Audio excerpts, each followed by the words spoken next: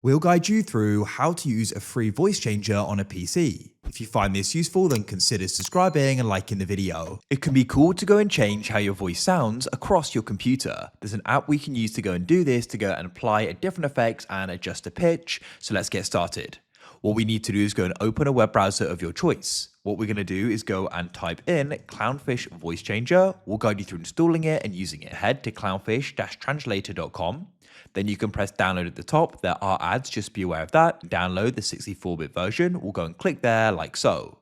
Now what you want to do is you want to go and open up your downloads folder. So what you can do is go and hover over your file explorer, right click on it and press downloads, or just open up and press downloads to the left.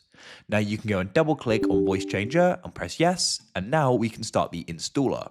So go and install it like any other application. We can press next and wait. Press install. This will restart the audio system. Press search at the bottom of your computer and go and type in Clownfish and click on it to open it up. Now you want to go and press on the show hidden icons button in the bottom right. Right click on the Clownfish voice changer and hover over setup and press system integration. Find your microphone and make sure it's been installed. Mine already has, as it says remove. Then what you want to do is go and click on the hidden icons button again. Right click on Clownfish. Hover over setup and press system integration. Go to the top, press set voice changer. This will now go and open up.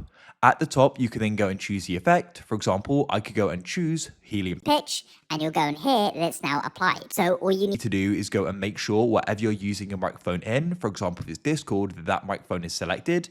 Then when we apply the effect, it'll go and be used. You can go through here as well and do a custom pitch, sound effects, and adjust the settings to your liking, and go and try out the different effects.